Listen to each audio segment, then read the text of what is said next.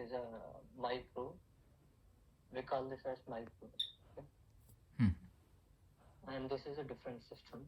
Yeah, we call it as micro. From here, there is a change beneficiary, right? From this change beneficiary button, it will again, this is a second launch point, right? This is for the customers. Okay. So when they click on change beneficiary here, it will open up a separate tab and it will open up our OmniScript. Okay. Mm-hmm. And from here, from the customer level, when we click on change beneficiary, it will land onto the Salesforce communities, and behind the scenes, it will do single sign-up. Okay. Okay. And on the communities, we have created a page called Prove Beneficiary Changes. Policy ID is the ID that we are passing on the top, and from there, inside that page, we have beneficiary OmniScript. Okay. Mm-hmm. And these headers and the footers are common for everyone. Okay, we created a template. In the template, we always have this header and the footer, but the content, right, is a beneficiary OmniScript. Okay. So once they land, right, we we'll be showing some contact information, and this information we have it in Salesforce. Okay, Mm-hmm. so the data model behind this, right? Let me go back to the.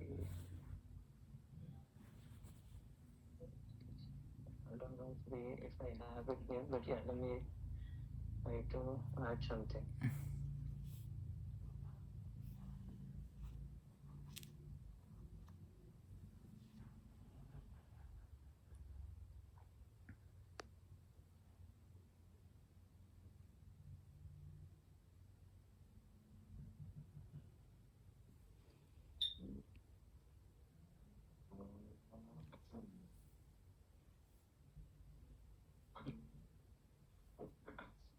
So we have account, okay? Mm-hmm.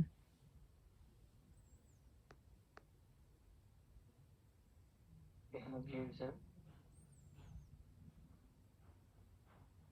we have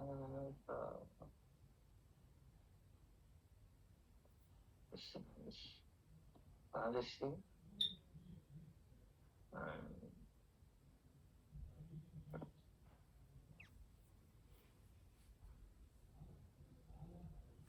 okay. Mm-hmm. So for an account, we have a user, okay? Yeah.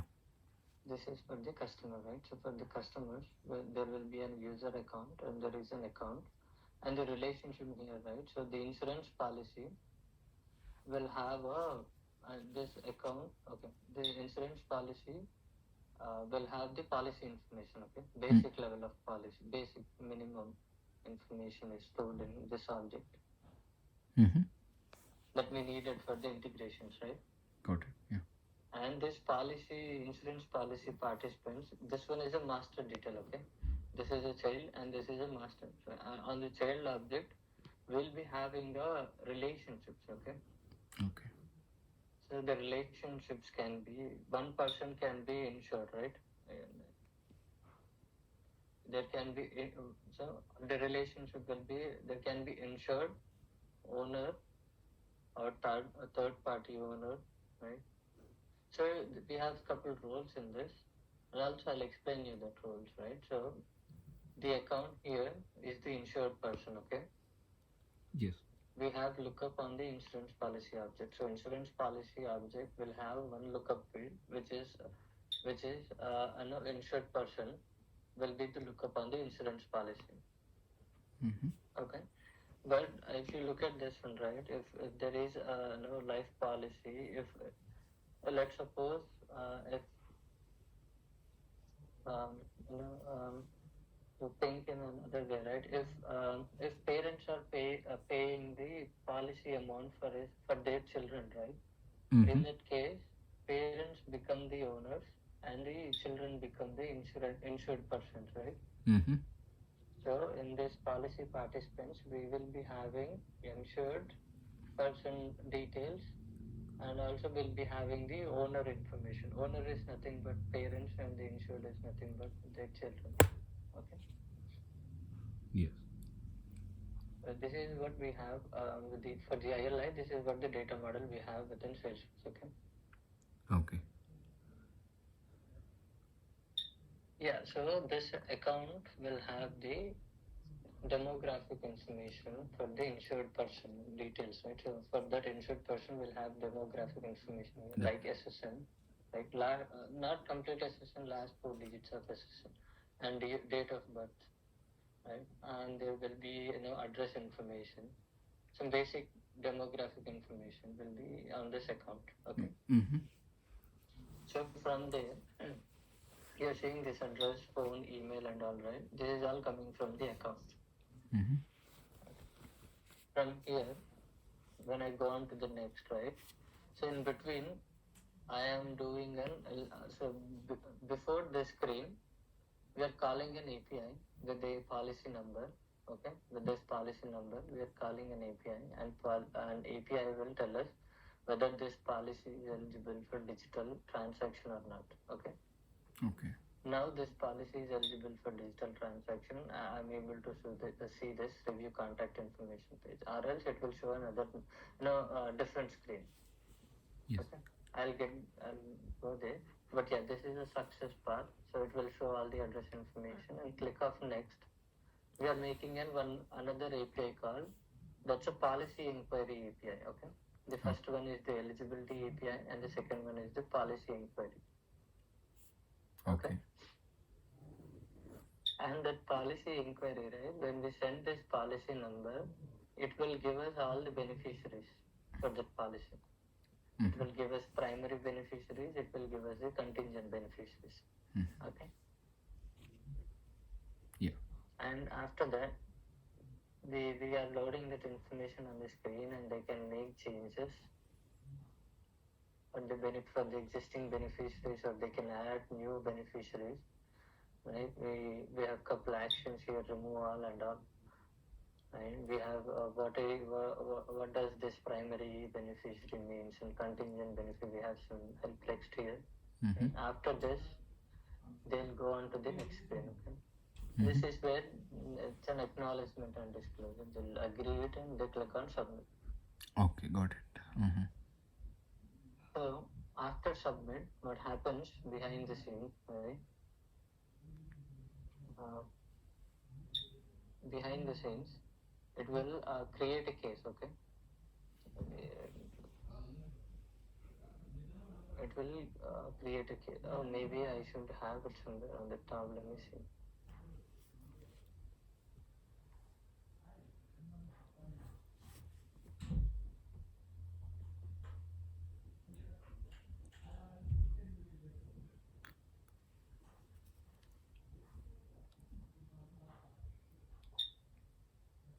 Yeah, it should be somewhere, but yeah, behind the scenes, it create a case, okay, in service platform. Mm-hmm.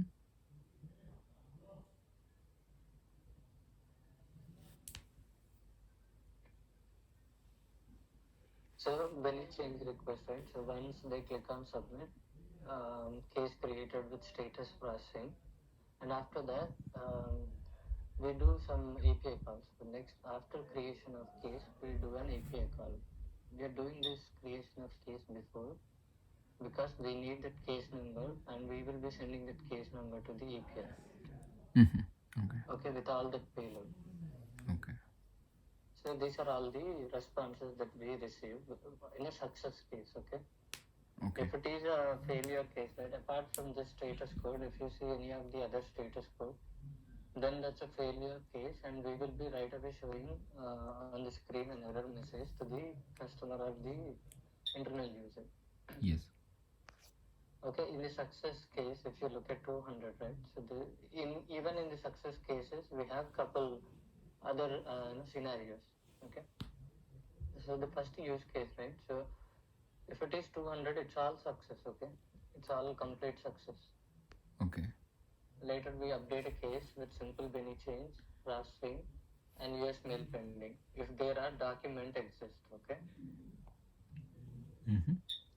So for a beneficiary change, right, when we make a beneficiary change, we need to generate a confirmation letter and an endorsement letter, right, for a customer to say them like, okay, we made your change, we updated your beneficiaries on your policy, and this is your endorsement, right? So those documents, we will be also attaching those documents on the case, case object. But yeah, so once we make this API call, once we have this 200, we either see documents in the API or we don't see the documents. Okay. Yeah. If we see the document, then this is how we update case, status, substatus, and all. If there are no documents, then we update case, something like this. Okay. And also, if there are documents, we create a document reference, and the document is not really created in Sales. That is created in a CMOS system. Okay, we have another system. Like I said, it's all API based. So it is created in some other system in production. Okay. Okay. But we'll be having all those references, right? We'll be having a checksum, we'll be having a document ID, and what is the source type of the document ID. And we'll be attaching all this information on a custom object called document reference. Okay. Similar way, if it is 202, right? So what happens with the 202? Again, there can be two scenarios, right? So if it is 202, the publish might have failed. So the documents published might have failed. Okay. It goes to processing and complex benching. Again, same thing for non-publish. For other scenario also, if we see 202, the status is always processing and complex benching. Okay. So this 202, it's all manual review. Now this is all automation. System will take care of everything. Right? If we see 202, we update the case status to complex benign change and processing. We leave it there. And someone from the back office, we have a back office team, they'll go to these cases, they'll look at those cases, and they'll contact customers and all, and they will make the beneficiary changes manually. Okay. And here is the 201. This is an asynchronous process. Okay. So what happens in few, if the API, let's take an example, like we have a threshold for an API. If the API doesn't respond to Salesforce within 10 seconds, or right, within 10 seconds. So what API does, right? So if they were unable to give us response within 10 seconds, they send us 201 code. Okay, they say yes, okay, consider this as a asynchronous request. Okay, later we update system processing and processing. Okay, in Salesforce once we see 201. Later what happens? API will do all the processing because API need to connect with all the Prudential backend systems, okay, to make all these changes in different places. So it will do all this processing, and it will asynchronously. We have a case APIs, okay, created in Salesforce. Some of the, we created some custom case APIs. The API team will use the Salesforce custom APIs, and they will update Salesforce with the statuses, documents, and all. Okay. The API will update all of this information back to Salesforce. Got it. Yeah. Okay. And there is a one final piece. This is always an asynchronous process. So once the document is published, and after sending that to USPS, and we will be sending them to some provider, right? Either USPS or FedEx or something. Once the documents are sent to a provider, and if they print the label, right, for shipping, after that we get a confirmation. That's again a publish and subscribe model. It's basically similar to our platform event. We have another system called which is Kafka system. So the Kafka will publish events. It will listen to the delivery events, okay, and it will publish an events within our systems. So that system, so our API system will listen to the same events, okay, and it will update Salesforce based on the events that that listens from Kafka, and it will update based on that. If the US mail failed, it will update failed. If it is delivered, they will update delivered. Most of the time, it fails only when the address is wrong. Okay. But if the address is correct, then it's always 99%. It will be always delivered. Oh, got it. Yeah. Yeah, so this is all the high level flow, Naveen. Yes, Ranjit. Yeah. And we have all, for all of them, we have all the diagrams. But for the technical flow as well, we have created for the new version, right? So this is all about GI. Okay, this work is all about GI. But for new version also, we are creating a flow here. You can actually look at this refactored version of flow. Mm-hmm. But there are still some more steps that need to be added in here. But this is what the refactoring thing that we did so far. Okay. Okay. Yeah. So if I go back to the components, right? So the first component that you need to look at is the Omni script. Okay? Uh, that's our main foundation. Okay. Yes.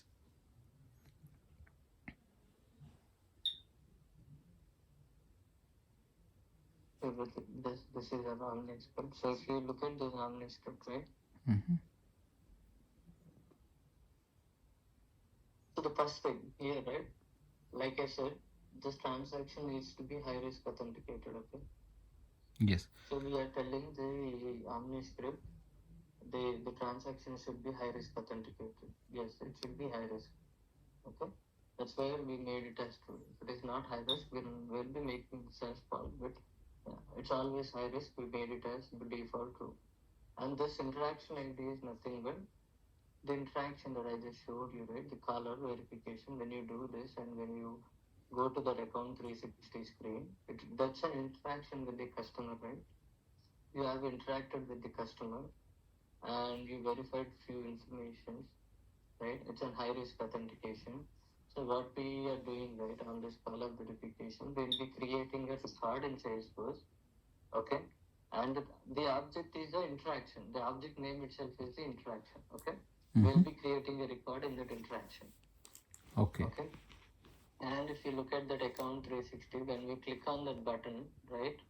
What Mm-hmm. is that? Yeah, when we click on that button will send the interaction ID, okay? Okay. That's why we added here. So it will dynamically take the value, whatever is coming from the URL. PID is nothing but the policy ID. Okay. Okay. Policy ID. Okay. After that, we have these common IPs. Okay. These are the three common IPs based on the policy number and the interaction ID. This will actually fetch the information if it is customer or if it is internal user. It will fetch all the information related to the customer account, insurance policy. Like I showed you all this relationship, right? Yes. No. Yeah. So it will query all those objects and it will give you a proper in one single JSON format. It will give you all the information related to the customer. Okay. Yes.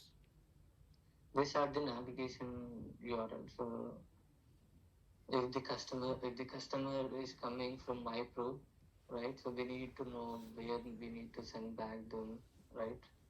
What should happen in the next when they click on finish or when they click on cancel and also we are getting all those navigations from these common IPs, okay? Got it. Okay. And we have some set values here, but yeah, again, this is where we are calling the eligibility API. Like I said, we will be doing the eligibility call here. Okay, if you further go down to this IP, you'll know there are only we are sending the federation ID and the policy ID to the API. This will tell us, and this will tell us whether this policy is eligible or not. We are transforming based on the response. This is what we are transforming and sending it to our Omni script. So it says, is this an IWP policy? No, it says false. Beneficiaries change type eligibility check. True. So we can make a beneficiary change on this policy. Is this digitally eligible? Yes, it is digitally eligible. And is this the straight through policy? Right? It says true. So these are the four conditions that we are checking so far. But yeah, later on when we have more requirements, we'll be adding more booleans here. Okay. Oh.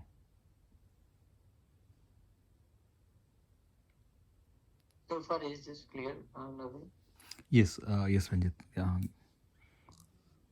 Okay. So based on those eligibility rules, we actually decide whether we need to show red screen or not. Okay. Okay. Okay. two types of error, right? So one is if the API fails, we show this error. Okay. Okay. If API didn't fail, but we already have a request, right? We already created a case 5 minutes ago. Then we don't want to create multiple cases, right? Mm-hmm. For one request until that request is being processed. We don't want to generate multiple cases. So we will show an error message to customer or CSP saying that there is already a request exist which is not completed yet. Got So it. please, I mean, they need to complete, the processing should be finished before they can create a new case. Okay. Okay. Yeah.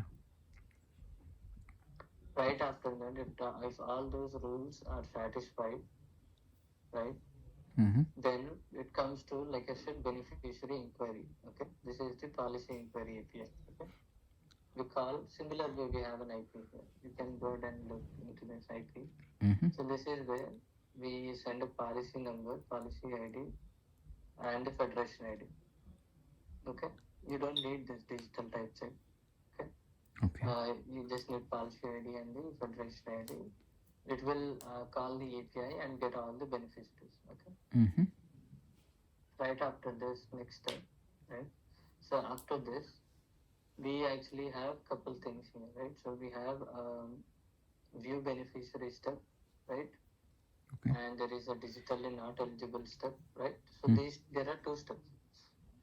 So what is this really meaning, right? So, like I said, right? So the policy, if the policy is eligible for digital capture, right, there is no problem. But if the policy is not eligible for digital capture, right?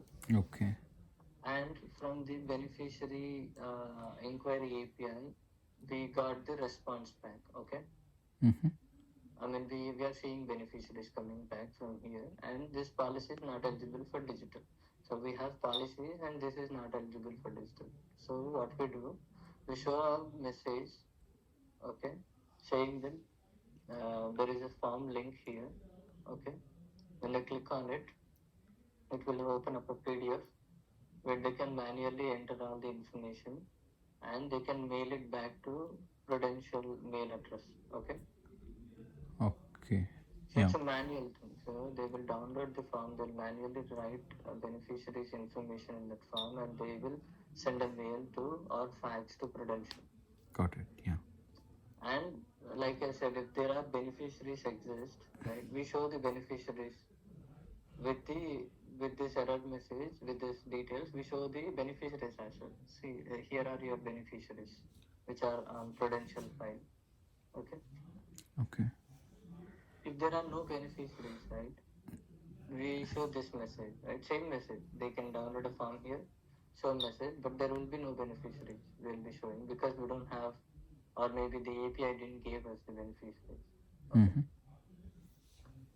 But if it is digitally eligible and we have beneficiaries and all, right? So what we do, we recheck the authentication here again. Okay. So we Okay. are checking whether this customer, whether this is an high risk transaction or not. Yeah. Okay. So here two things, right? One is customer and one is CSP. So CSP level, here they need to do the caller verification, right?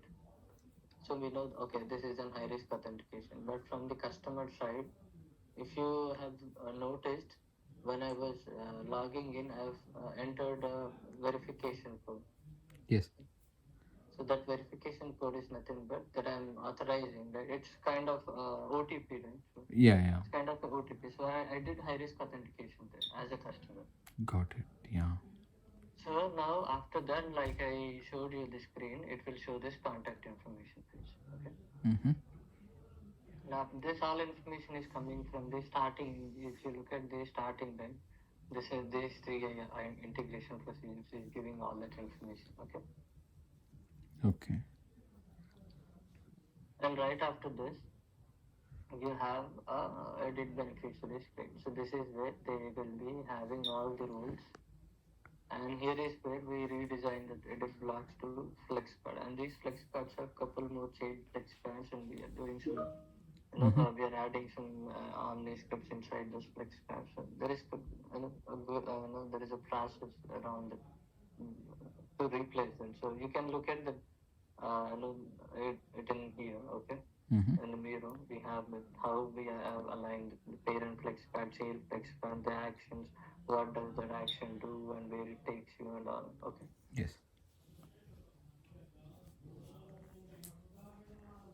Yeah, you can go through this in mirror. It will give you some more information, and also it will show okay, what events are being fired and which event listeners will be listening on this. Okay. Yes. And we have some rules on the handle level, right? We don't want to allow anyone to proceed next until these rules are all satisfied. Okay. Yes. And after that, we have this acknowledgement screen. Okay. Okay. And after this, finally we have this confirmation step. Mm-hmm. Right? And like I showed you, right, 200, 201, and 202. Yeah. Right? If it is 200, it will show a effective date. Okay. This Okay. is what message we see. If it is not 200, then we see this message. It is a good order review. Okay. Okay. And we show them if it is a good order, right? If it is 201 or 202, it's a manual processing, right? It is taking some time. So we show this error messages. We show this messages. Mm-hmm. It will give us 2 days to respond to your request, okay? Okay. But if it is 200, we right away show them, okay, your beneficiaries are effective from today. Okay. And right after this, when they click on finish, right, based on who's finished, Mm-hmm. and also we have error screen. If anything fails, we show this error screen like we are showing on the top. Similarly, on the post call, if anything happens, we show this right away. But if nothing fails, right, on click of finish, there are navigation actions like I said, right? In the starting, we are getting some information, right? Getting the URL information. From where the customer came or from where the internet user came in. Yes. We'll redirect back them to the same screen. Okay. If it is internal user, we'll redirect them to the case that was recently created. Okay. Mm-hmm. If it is a customer, we redirect them back to the prudential.com. They'll go Okay. on to the dashboard. Okay. Yeah. Yeah. They go into the dashboard. Yeah. This is all about this flow. The complete high level. Yeah, you can look at all the inner components, and I gave you all the list, right? So Yes. Yes, you Ranjit, should got have it. all those lists. Yeah, I could able to connect with my previous job also. Yes. I can. Yeah. Good. I can able to follow you, Ranjit. Yes, it's good. And the user story, whichever you have assigned me regarding the. Yeah, I think there is another process that is right after this. Mm-hmm. Uh, this flow on the case level, okay? Okay.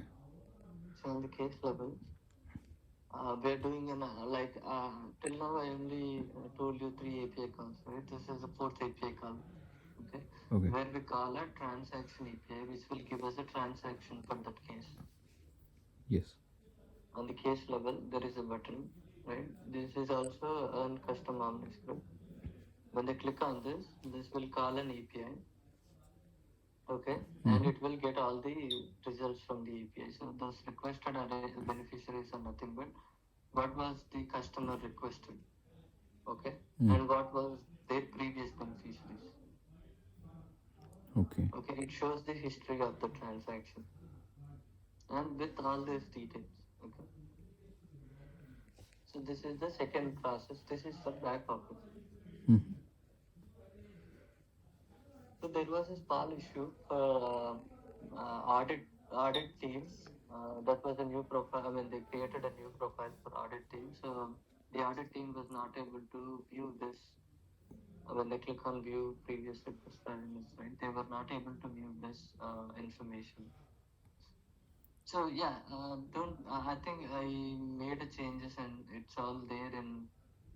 I think it's all completed. Oh. So Okay. Okay. because that was, I think it was coming. I think Oh yeah, no problem. Ranjit, you can yeah, it send was me the new completed. one So also. No problem. You can change that. And coming to deployment process, Ranjit, what is our deployment process? Yeah, that's again a whole big thing. But yeah, let me give you a little overview of it. So for deployments, right, we use Copado. Okay? Copado, okay. So we used to do CI/CD. I think we did all those DX setup and we did all those deployments before using DX and all. But I mean, we made our custom DX. We did our custom DX process. But what happened, right? Mm-hmm. It's killing the time, right? It will kill the time for Yeah. doing the deployments, right? Yes. So we thought of making, developers work easy. Making automation, yeah. Yeah. So it was automation before. We did the automation and all was there. Mm-hmm. But again, what is happening, right? While doing the deployments, we have seen couple problems with that automation, right? Connecting Jenkins jobs and all. So because now initially when it was started, it was with the 10 teams, right? Mm-hmm. Now it is not anymore 10 teams. I think we have around 150 Salesforce developers working on the same instance. Oh. Okay, and there are if we look at this pipeline manager, right? Let me show you the pipeline. Mm. And it was really hard for every team, right? I mean, if they want to make any changes, right? So one team want to make 3 deployments every day, 4 deployments, Yeah. 5 deployments, whenever they wanted to make their deployment, right? It was really hard, like because it's one Jenkins process. Either we need to do scheduled deployments for all the teams, or else it was not that feasible. Yes. So we decided to use Copado so that every team can do deployments anytime they wanted to do. There are no restrictions here, right? Okay. Yeah. That's why we got this Copado and we brought this Copado and this was suggested by again Salesforce. And these velocity components are initially only supported by Copado and no other. I think we have flaws and we have different tools, but those tools didn't support velocity components initially. But not sure. I think they are supporting it now again. But yeah, initially they didn't support. This Okay. is our pipeline. If you look at right, these are all the different teams Mm-hmm. which are working under service platform. These are all the teams which are working, and we have our hot sauce somewhere here. Yeah, this is our hot sauce region. Right? Hot sauce. Okay. So these are all connected to one integration sandbox. We call this integration sandbox as a QA region. Okay. Okay. It's connected to, if you look at this one, right, all of them are connected to one integration region because all the changes are going to one production. Got it. Yeah. And we test all the changes togetherly, right? So that we don't see any surprises in production. Yes. So it goes from integration, okay? Mm-hmm. From integration, it will back promote the changes to performance sandbox. We have a performance sandbox where we do all the performance and all testing, okay, for the application and all. Okay. And from here, from integration, it goes to E2E region. Okay. Okay. From E2E region, it goes to pre-prod and it goes to hotfix region. So the E2E region is nothing but stage where we do final regressions for the release. Okay. Once we have the final regressions here, we stage our changes, we stack our changes in pre-prod. Okay. So that when we send the changes to pre-prod, those changes are final and it will go to production. Okay. Yes. And this hotfix dev region, they move the changes to hotfix dev. If in case if we see any production issues here, Mm-hmm. okay, we fix it in hotfix dev. We don't fix anything in E2 region because we don't want to mess up anything. Got it. In hotfix, we'll directly make a change, do a promotion to pre-prod again, and send that to production. Okay. Okay, so far this is our pipeline. Okay. Sure. Okay, Ranjit. Yeah, got it. Yeah, and these user stories, right here in Copado, they will be all automatically synced into Copado. We have that integration from Jira, so we'll be seeing all our user stories here. And from here, we'll move our changes from our dev region to different regions and all. And if we want to back promote, right? We have that option as well within the pipeline manager. We can back promote all the user stories. Okay. For other teams, right? If you are dependent on any other team and if their changes are in INT, you want to back promote them to your dev region. So yeah, we can back promote them by clicking on this button and it will give you all the story numbers. And we can back promote those stories into our dev region. Okay. And so on, it will go to the next step. Okay.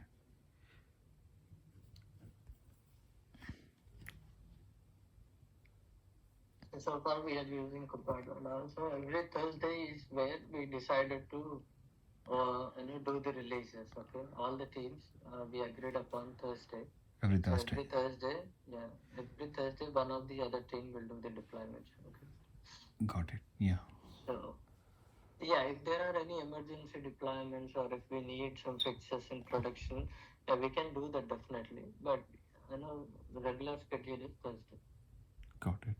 Yes, Ranjit. And it's after, so we are customer facing team, right? Mm-hmm. So our time is 10 o'clock, 10 p.m. Okay. 10 Eastern, our time? Yeah, 10 Eastern. 10 Okay. Eastern for deployment. Okay. So every time when we do a deployment, it's only 10 p.m. for us. Okay. Got it. Yeah. Yeah, regarding the deployment, this is what we have. And also for the licensing thing, right, Copado. Mm-hmm. So I have all the access to this Copado as system admin, but we also have one developer. So for each team, right, we didn't buy all the licenses for each and every developer, okay? Okay. So for each team, we allocated, I think, 4 licenses, I guess, 4 or 3 licenses, okay? Okay. For our team, we have one admin access, okay, Mm-hmm. and one developer access. We can promote changes. So admin can promote changes till production, okay. Oh, okay. Developer can do till pre-product, not pre-prod, but till E2E, okay. Okay. Yeah. And we have third one is the approver access, and that we gave it to Jeff, okay. Okay. So Jeff need to approve all the promotions. So we need to request promotions for E2E Mm-hmm. and for pre-prod. Okay. Yes. And for production, right, that's our fourth approval, fourth person. That's our leadership team. So our Pawan will only have the access to approve our production deployment. Got it. So for this complete service platform, right, Okay. Pawan is the main architect, okay, and he's our vice president, I guess. Yes. Yes. Yeah. And he will be approving for all these things. He's the one who will be approving for production. Got it. Without his approval, we cannot move anything to production. Got it. Yes. Till here, we can ask Jeff. So I need Jeff to approve till pre-prod. So till here he can approve, but after it, it's always problem. Yeah. Yes. Got it. But And don't worry about those deployments. yeah. So anyway, I'll be involved in all those deployments. Yeah. So I'll be doing the deployments. But yeah, till E2 region, it's developer's responsibility to promote the changes. And we have the common credentials, right? So like I said, we have the developer common credentials. Maybe I'll ask Dinesh to share with you as well. So all the developers use the same credentials to promote the changes till E2. Okay. Yes. Got it. That's our process. Perfect. Navin, and further, right, we will also discuss on how we are making, how we are working on the same versions and how we are merging the things between the developers and how we need to maintain the versioning and all those really minute details we can discuss when we have those. We can discuss on those sync up calls. Okay. Okay. Yes. So the sync up call is every day, right? So every day in the morning. Mm-hmm. Because our offshore team, right, it's really late for them, so we are having calls at 8:30. Okay, 8:30 Eastern. So is this sync up call just the work which you are doing, or if not, if you have any doubts, we can join this call? How this, Ranjit? So the sync up call is where we will all see what others are doing, right? So what others are doing, if they are blocked anywhere, or Got what it. is going on with the development and anything, right? Got it. Related to, I mean, everyone should be aware of what other Got it. developer is doing, right? And Got it. also we discuss solutions here, we share solutions here, and we review solutions. Got it. And yes, and I have seen couple of teams in the teams made. So what are those actually groups? I mean, second.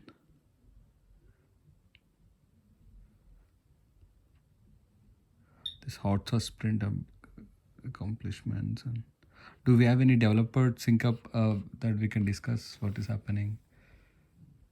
Um, Is there any that you can add me to that group for the discussions? Developer group we have. Do we have anything like that? so we have a couple groups. Let me see what I'll do. But yeah, I'll add it to you, the velocity groups. Yeah. From velocity, how many of them are in this group?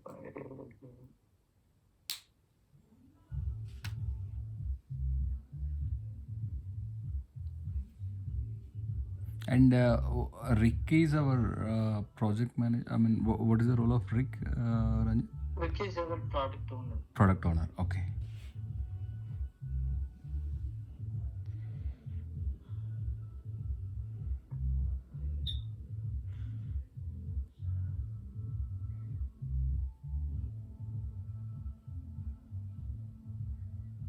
Yeah, I'll add you this. Sure. Sure. I'll add it to you. Yeah. Okay. Okay, Ranjit. Yeah. Okay, Ranjit. Got it. Yeah. Thank you. And also the this whatever I explained so far is whatever we have in production, okay? Got it. Yeah. But the work that we have within this PI, right? Mm-hmm. That's again a GI work, okay? So you need to go to look at that one. Maybe we can discuss that tomorrow. I think it's already late, right, for you? Sure. No. Yeah. Okay. Okay, Ranjit. Yeah. We can discuss that. I mean, we have a board, very PI planning board, where you can see the hot sauce team objectives for the next 3 months, okay? Okay. Okay. So we have ADA, and we need to upgrade our designs to Evo Light, Newport and Evo Light, and we need to we need to get Mayo Clinic. You heard about Mayo Clinic, right? It's a company. Uh-huh. So they for their employees they're giving prudential life policies. Okay. Okay. They already gave. So there are around not sure how many of them, but yeah, there are around 600,000 employees and they are giving the prudential life policy. Okay. To support those Mayo company, right? So we wanted to use our service application Got to it. get them, and they can. We wanted to give our online application where they can make the beneficiary changes online. So that's our next Mm-hmm. current PI objective, and that's a high priority objective, and the deadline is January, first week of January. Got it. Yes. Yes. Yeah, we can discuss on those more. I think we need to sync up more to get there. Yeah. Yes, Ranjit. Got it. Yeah. Yeah. Thank you, Ranjit. It was it was very helpful for me. Yeah. Thank you so much. Yeah, and we have a call on Thursday. Don't miss this calls actually. Don't miss this sync up calls, because this is where actually we decide who wants to take what stories, and we will discuss all the stories. Sure. Sure. And decide. And we work collaboratively. I mean, not only one person but two persons will work on the same story. So we'll Sometime. decide all of those in the sync up. Sure. Sure. Definitely, Ranjit. Yeah. Okay. Yeah, then go ahead and look at those Omni scripts, and if you have any questions, right, you can always reach out to me or any of the developer. Sure. Definitely, Okay. Ranjit. Yeah.